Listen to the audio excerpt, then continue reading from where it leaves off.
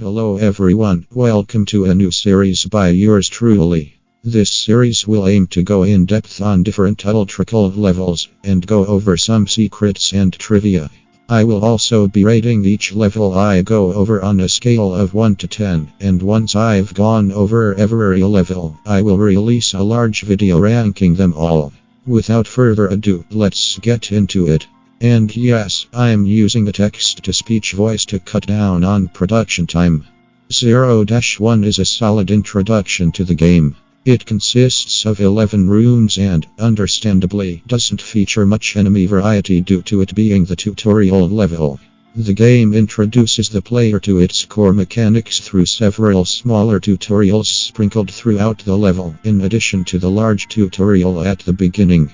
The layout is very linear, which helps guide new players without overwhelming them. Visually, it's full of the pipes, steam, and industrial design that characterize much of the prelude. Overall, 0-1 does a great job setting the tone and teaching the player what to expect from the game.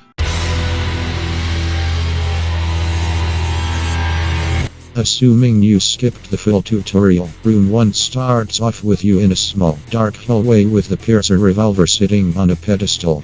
Once you get close to the pedestal, the lights turn on as the ULTRAKILL logo appears on screen.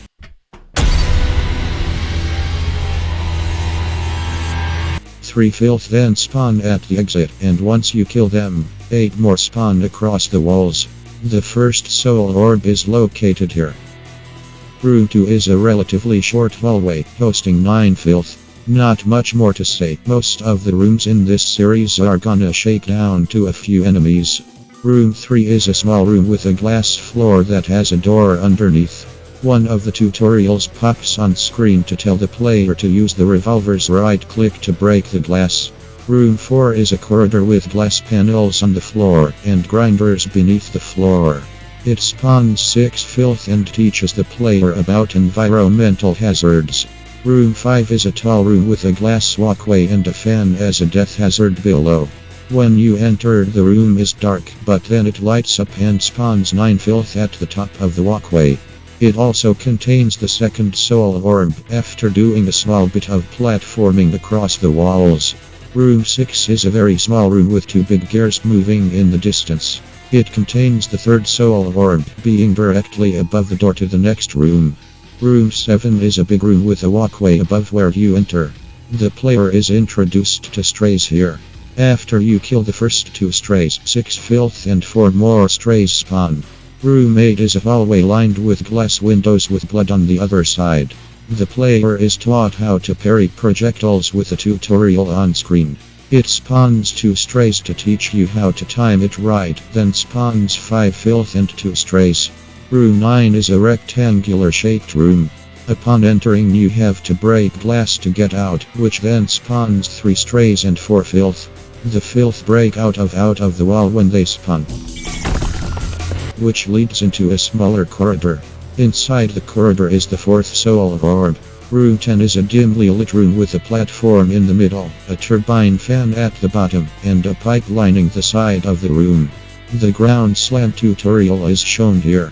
4 filth spawn at the middle platform, and 3 strays spawn on the pipeline. There is a hidden room under the entrance to the room, having a breakable grate at the entrance. The 5th soul orb is in this room, and 13 filth spawn behind you when it is picked up. Room 11 is the boss room of the level, having the orange skull door that usually precedes boss fights. Inside is a malicious face, boasting 25 HP instead of the usual 15.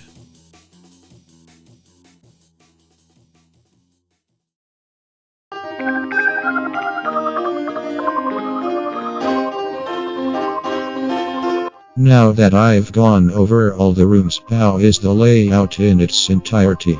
In my opinion, it's probably one of the best linear level layouts in the game.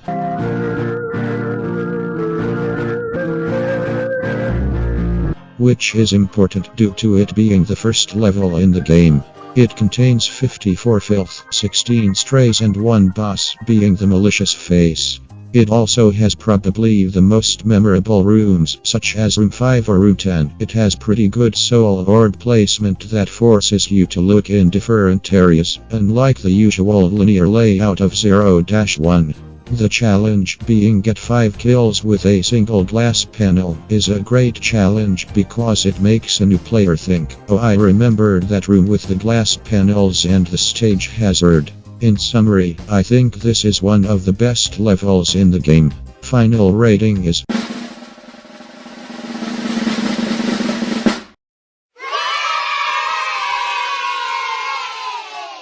8.7 out of 10, which, being the first level, puts it at the number 1 spot so far.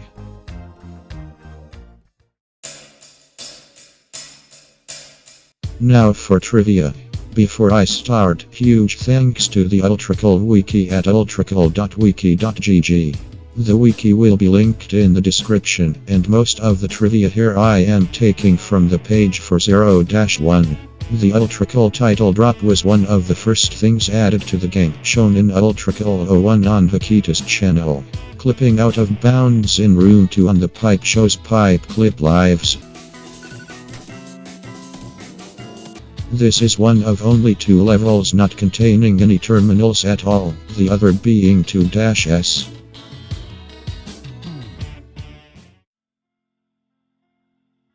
If you made it to the end of the video, congratulations.